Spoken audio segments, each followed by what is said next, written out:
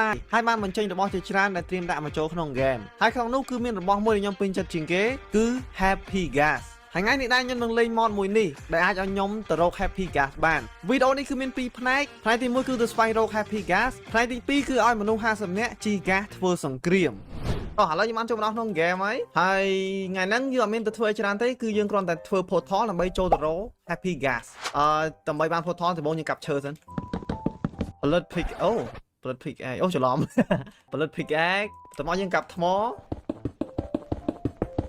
ឡូវយើងផលិតដាវមួយមកបថៅហើយនឹង pick egg ហើយថ្ងៃហ្នឹងគោក៏យើងត្រូវការដែរព្រោះយើងត្រូវការស្បែកគោដើម្បីផលិត saddle របស់ Happy Gas តមកទៀតខ្ញុំត្រូវការ rockel ព្រោះខ្ញុំត្រូវការ iron ខាងមុខនេះមាន rune portal នេះល្អមែនតើយើងមើលក្នុងនេះមានអីគេមានអីគេហើយនឹង fire charge ហើយយើងបាន iron មួយទៀតនេះអានេះយើងផលិតមកបាន iron មួយតានេះបានមួយ iron នេះខាងមុខមាន village ចាំមើលតែនៅភូមិនេះមានអីគេខ្លះមានក្នុងនេះមានដំឡូងនេះ iron golem ណាអញ្ចឹងយើងបាន4 iron តោះឥឡូវយក iron ផលិតធុងទឹកមួយមកហើយយើងដួសទឹកពីដងនេះមកអានេះមាន chest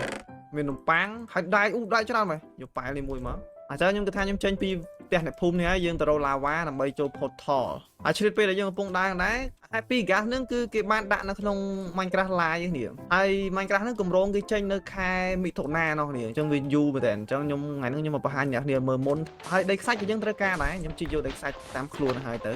ហើយសម្បីតែរោមជៀមក៏យើងត្រូវការដែរដើម្បីជៀមនេះមកនេះ lava ហ្មងរៀងជួប lava ហើយតោះឥឡូវយើងទៅ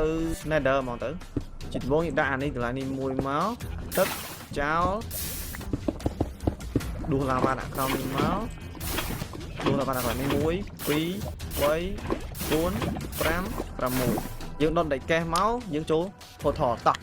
ទៅចូលដល់ក្នុង Nether នេះតោះឥឡូវយើងទៅរកតំបន់ហ្នឹងគឺតំបន់ Soul Sand នេះតំបន់ហ្នឹងចឹងតំបន់ពណ៌ក្រហមនេះគឺវាអត់មាន Happy Gas ហ្នឹងទេហើយតំបន់ព្រៃពណ៌ខៀវនេះក៏វាអត់មាន Happy Gas ហ្នឹងដែរតំបន់នេះដូចគ្នាគឺអត់មាន Happy Gas ទេហើយតំបន់ដែលមាន Happy Gas នោះគឺជាតំបន់នេះគ្នាគឺមានដីខ្សាច់នេះអានេះតាម Minecraft ប្រាប់មកគឺវានៅជិតឆ្អឹងនេះឆ្អឹងនេះតែឥឡូវអាមួយនេះអត់មានទេចឹងទៅរកទៀតនេះឆ្អឹងមួយទៀតនេះធ្វើមកឆ្អឹងនេះក៏អត់មានដែរនេះហើយអ្នកនេះឆ្អឹងនេះឆ្អឹងអីគេអត់អានេះតាមពីពាក្យអាចារ្យអារាមមកគឺថាឆ្អឹងនេះគឺជាឆ្អឹងរបស់ gas គឺអា gas ធំៗហ្មងនេះឆ្អឹងមកវាហើយចាំទៀតខ្ញុំប្រាប់សាច់រឿងវាតទៀតឥឡូវឆ្អឹងមួយនេះវិញនេះគឺអត់មានទេឥឡូវយើងទៅមើលឆ្អឹងមួយនេះម្ដងនេះគ្នាយើងឃើញនេះគឺក្បាលវាដូចក្បាលខ្មោចចឹងក្បាលខ្មោចតូចៗនេះឥឡូវជីវីយកតឥឡូវជីវីយកមកអញ្ចឹងឈ្មោះវាគឺឈ្មោះថា dry gas មែនហើយឥឡូវខ្ញុំប្រាប់សាច់រឿងមកទៅនេះសាច់រឿងនេះគឺជាឆ្អឹងរបស់ gas